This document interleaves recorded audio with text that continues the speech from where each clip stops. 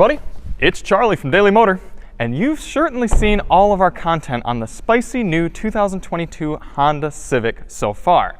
Well, a lot of you are interested in the hatch, so wait no longer. Right over here we've got the all-new 2022 Honda Civic Hatchback. Take a look at this thing. Coming in this awesome Boost Blue Pearl, which we first saw on the Civic Type R of the 10th generation, you can get this Civic in all 4 trim levels, the same ones you saw in the sedan. Same sort of features, but what they added is a manual transmission on both the bottom sport model with the 2-liter naturally aspirated engine and the top trim sport touring 1.5-liter turbo featuring that 180 horse, 177 pound-feet. We're really excited to get behind the wheel of that one and see how this drives. Apparently the structure is about 17% more rigid than the previous model. This thing should drive really, really well. After being in the sedan and feeling how smooth, mature, and sporty that car felt, we're really excited about this one. On the back you see this cool light bar that really looks reminiscent of maybe a Kia Stinger or an older Audi A7.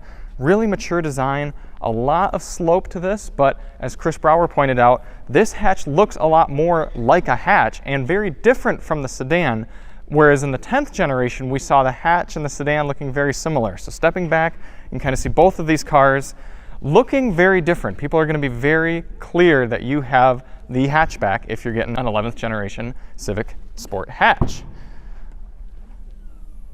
No power liftgate, but you don't really need it. Opens right up. Underneath you do see a spare, still happy to see that.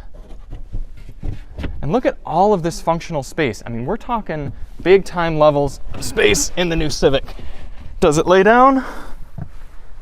Well, if you go diagonally, 5'10", you're going to be able to fit in the back of the Civic Sport hatch.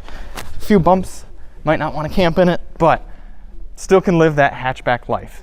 You're maybe not getting quite as much room as you might get in something like a Golf, but you can't get the Golf here in America anymore anyway, so Civic might be the way you have to go if you want to stick with that hatchback life. Coming into the back seat, throw these up.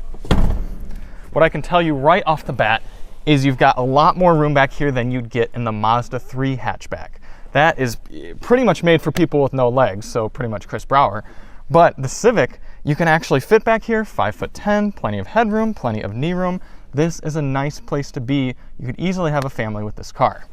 And taking a look into the interior of the front, very similar to the Civic sedan. You're not going to really notice any differences. If you do want to see more on that, including a review of the excellent 12-speaker Bose audio system, check the links in the description. We'll have those there from the sedan.